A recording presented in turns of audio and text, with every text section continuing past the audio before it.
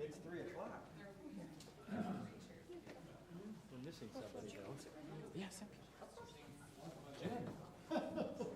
Well, thank you for coming, and let me appreciate your being here for an afternoon of chamber music. So that we'll be starting with 3 songs by Von Williams, with me singing, and I'm Grant Von Wald, and Jim Hohmeyer playing the piano.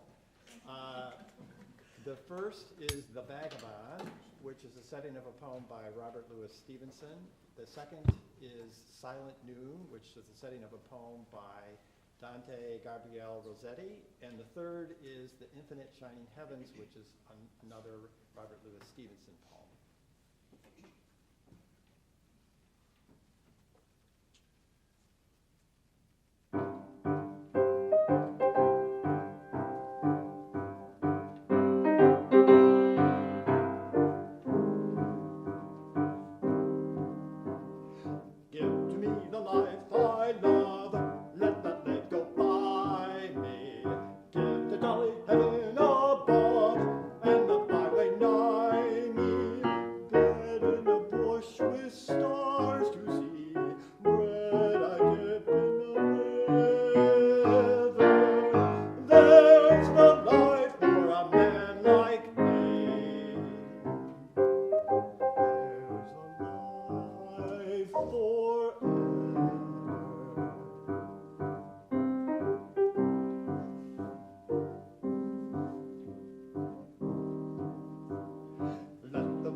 Soon or late, let what will be o'er me.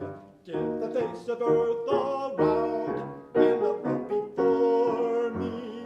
Wealth I seek not, hope nor love, nor a friend to know me. All I seek, the heaven above.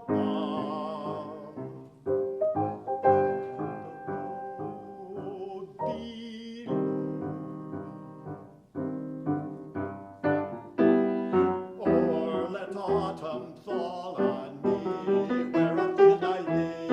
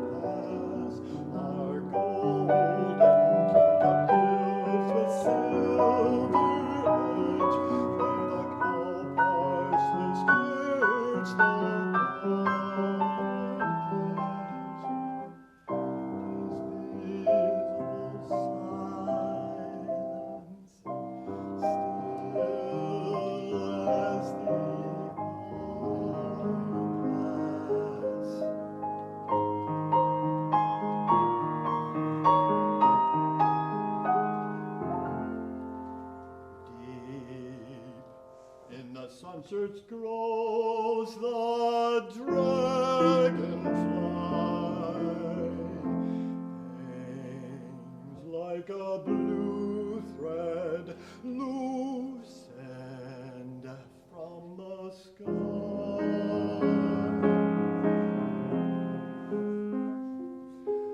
So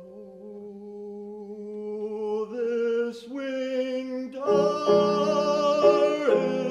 dropped to us from above.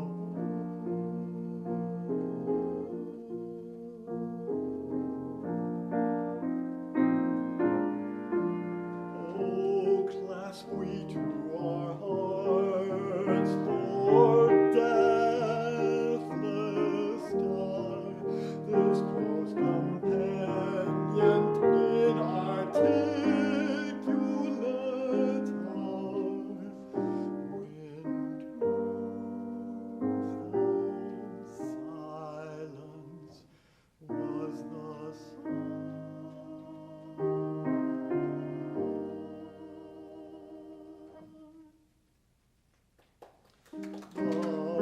song of love.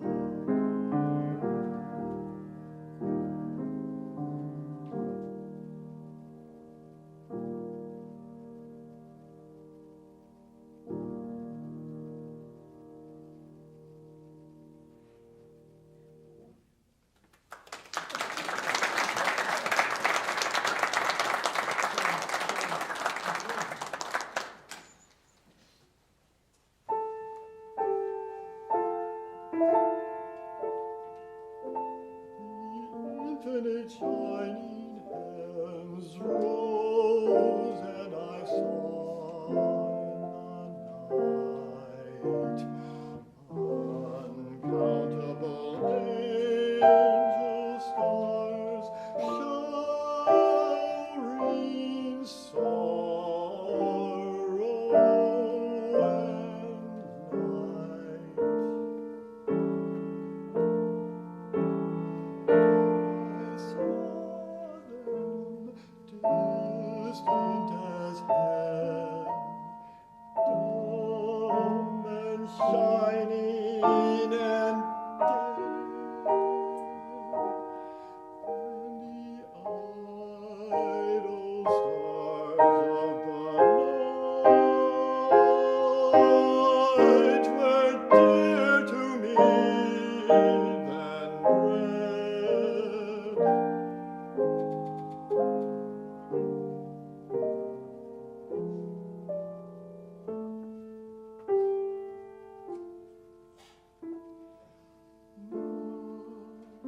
After night in my sorrow, the stars looked over the sea. Till lo, I looked in the dusk, and a star had come down to me.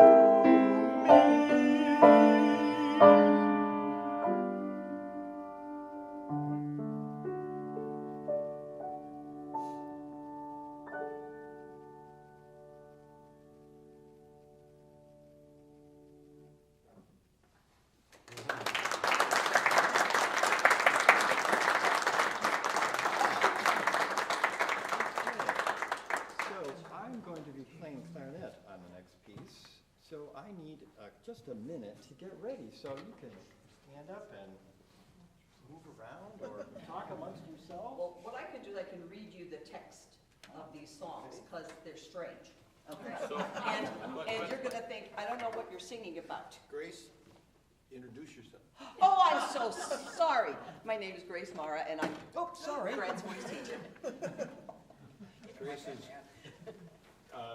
this guy's, his name, voice teacher. Yeah, yeah. So the first one is, of all the birds that I do know, Philip, my sparrow, hath no peer, for sit she high or sit she low, be she far off or be she near, there is no bird so fair, so fine, no yet so fresh as this of mine, for when she once hath felt the fit, Philip will cry out, yet, yet. She never wanders far abroad, but is at home when I do call. If I command, she lays on load, with lips, with teeth, with tongue and all. She chants, she chirps, she makes such cheer that I believe she hath no peer. For when she once hath felt the fit, Philip will cry still, yet, yet, yet. And to tell the truth, he were to blame, having so fine a bird as she, to make him all this goodly game, without suspect or jealousy. He were a churl, and knew no good, would see her faint for lack of food. For when she once hath felt the fit, Philip will cry still, yet, yet, yet. Now, if you have any idea what that's about, congratulations. Okay, the third one, the second one is really morose, so we're skipping it. The other one is called, these are poems by Thomas Morley, if that's helpful. Ho, who comes here, along with bag, piping and drumming? Oh, 'tis the Morris dance I see a-coming. Come ladies out, come quickly and see about how trim they dance and trickly. Hey, there again, how the bells they shake it. Hey ho, now for our town, and take it. Soft a while, piper, not away so fast. They melt them, be hanged, knave. Seest thou not the dancers swelt them? Stand out a while. You come too far, I say in. There give the hobby horse more room to play in. Gordon Jacob was actually a student of Von Williams. I didn't know that. Mid-20th century English composer. Thomas Morley was a contemporary of Shakespeare's. Apparently, Thomas Morley wrote the music for Twelfth Night, but sadly, no one kept a copy. Do you want me to tighten the stand really quick? Because it's wobbling. Oh, do you want this one? I said, I could just take it. Here, I'll just take this one. This is Amanda Combs, who is the orchestra director at Dow High School. Hi, sorry. Oh, hi. Tightening music scenes. I have a feeling she's probably good at a lot of other things. Wipe your hand because it's full of grease. I'm actually okay. Thank you.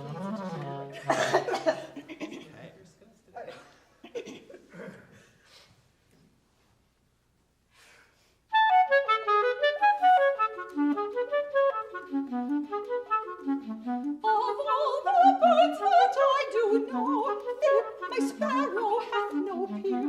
For sit she high or sit she low, be she far off or be she near, there is no bird so fair, so fine, nor yet so fresh as this of mine.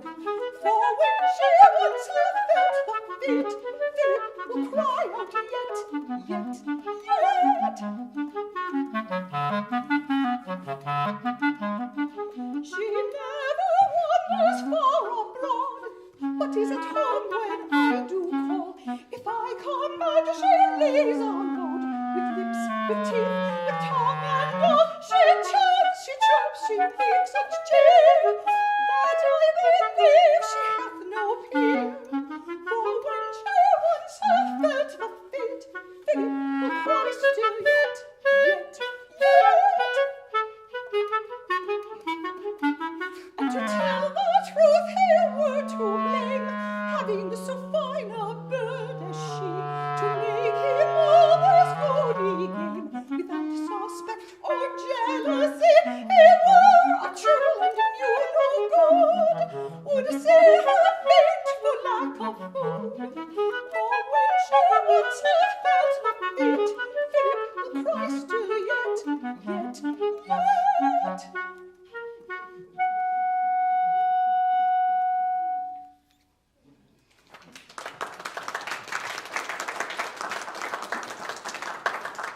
I think if I got a sparrow, I would not name it Philip, but a girl sparrow, so.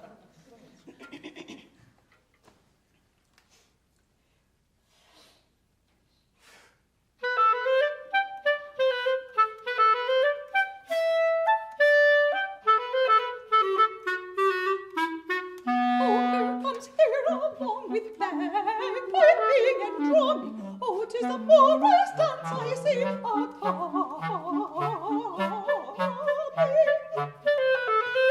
ladies, out, come quickly and see about how trim they dance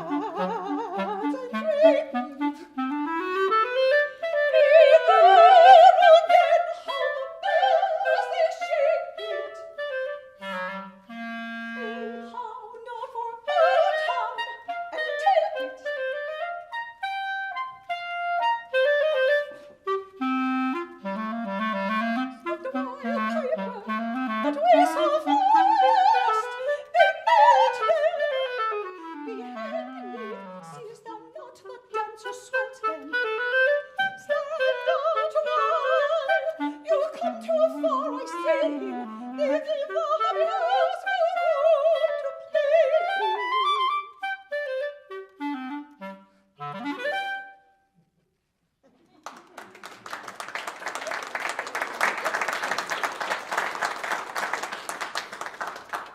All right, so next up is three elegies by Peter Schickley, with me on the clarinet, but not this clarinet, and Jim on the piano. So again, there'll be a brief pause while I collect the. And in that pause, maybe Susan could stand up and tell us a little bit about Peter Schickley and your cello teacher. Actually, I think Dorothy could stand up because she'll remember the details much better Well, than I. she's frowning, and she did. So Susan, if you would be so kind, come on out and address the group. Susan Mercy, my partner, violin, cello, piano, voice, you name it, she does it. I studied cello with Dr. Ernie Lloyd at Central Michigan University starting when I was 10 years old. And he would regale us with tales of his previous life, one of which was he grew up in Fargo, North Dakota and went to school with Peter Schickley. And Peter Schickley and Ernie and his mother, who was a violinist, and other people would gather on long winter evenings to play chamber music. And, you know, as musicians go, there was some tomfoolery that occurred, and hence was born P.D.Q. Bach. In the autobiography or the biography of P.D.Q. Bach, Ernie and his mother are listed in the acknowledgments because Ernie's mother did not want to really be associated with that tomfoolery in public.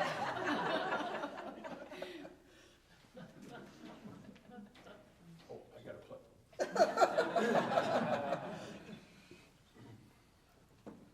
So Peter Schickley wrote the P.D.Q. Bach parodies, but he also wrote a full range of compositions of all kinds of other things.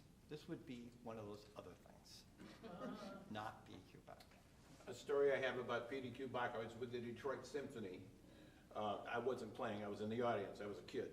And with my parents, and the stage manager walked across the stage, puts his hands up, and he's looking, and he's shrugging to the orchestra and walks back. This happened 3 or 4 times, and it's like 8:05, 8:10.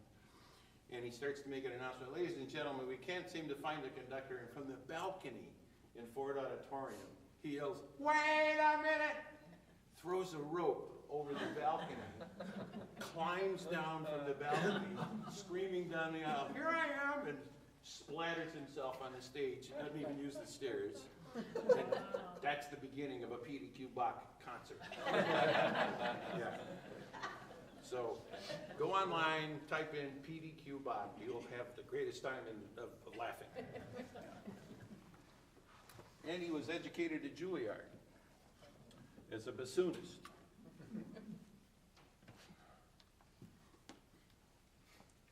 This is titled Song for Bert. Yeah, it's Song for Bert, Song for Lenach, and Ceremony are the 3 movements.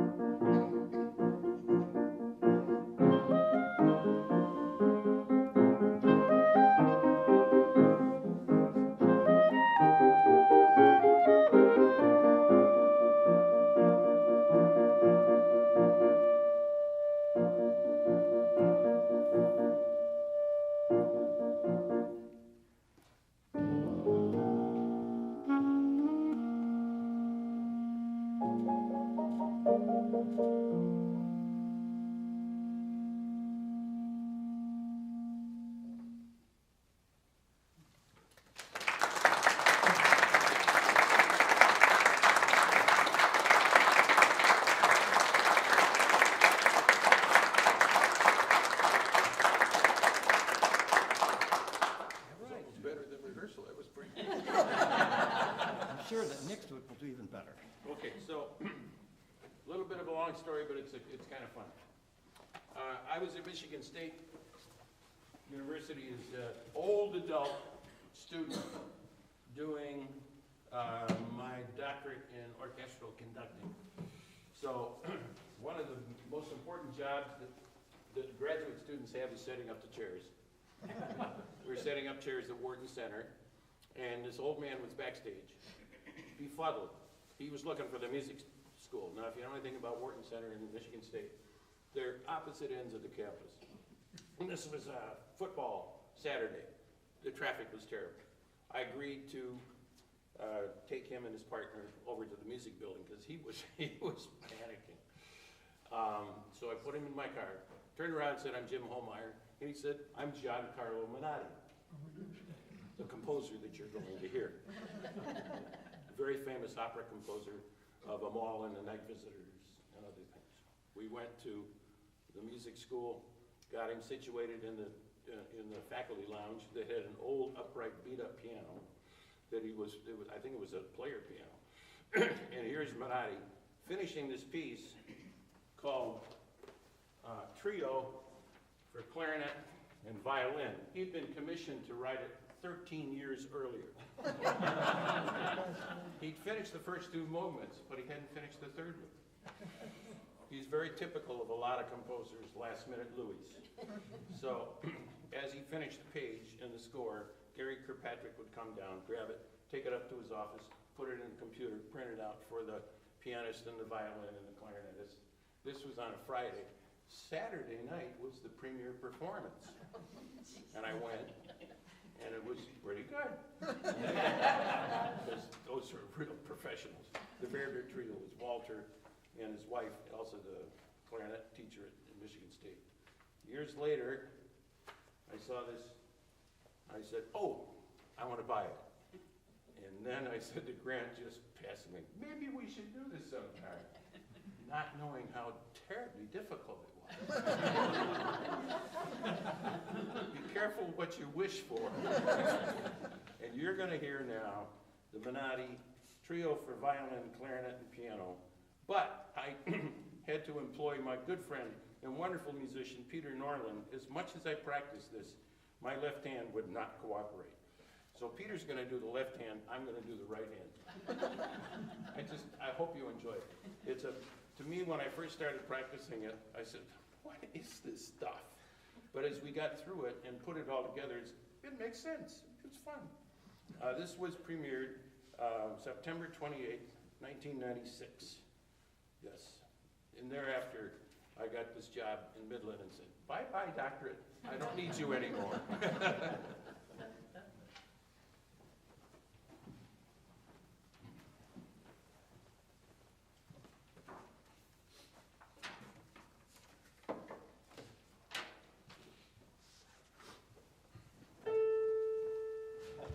You want to tune your piano?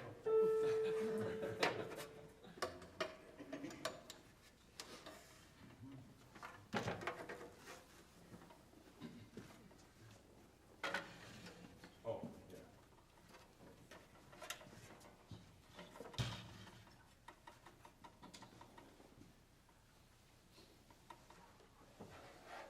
Yeah, why don't you give it an A, just to make sure.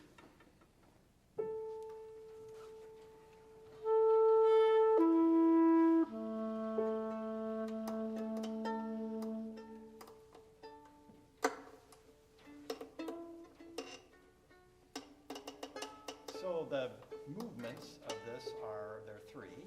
The first one's called Capriccio, and the second is called Romanza, and the third is called Envoy, I guess.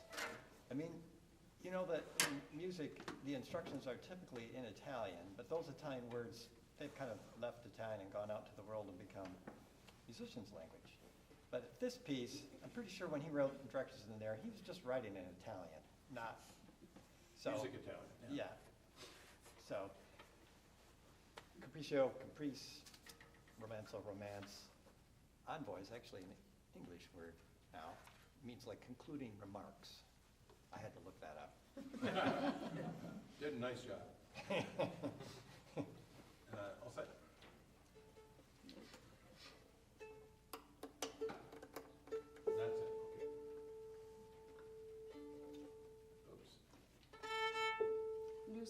plus UCC climate.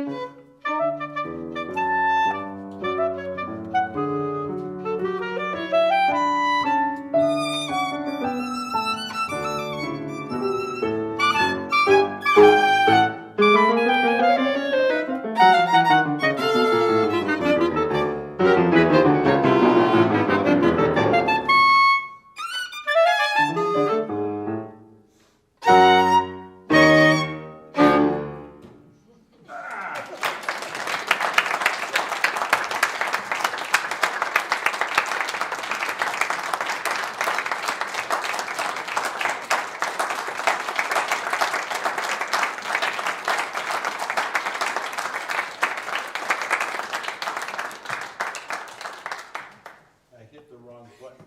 I hate it when that Started happens. playing a 16-beat backbeat. Which of course is the advantage of singing. There are no buttons. Thank you very much for coming. So, yeah, let's hear it for Grant. Thank you for coming.